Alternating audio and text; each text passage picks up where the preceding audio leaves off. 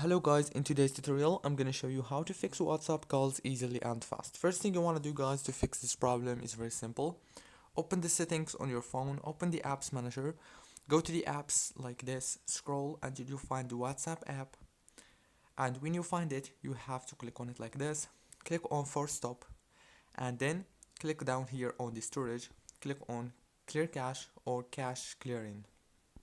Go back, click on the data usage, scroll, and now make sure to enable the roaming data, disable the roaming data, and make sure that the mobile data and the Wi-Fi and the background data are enabled.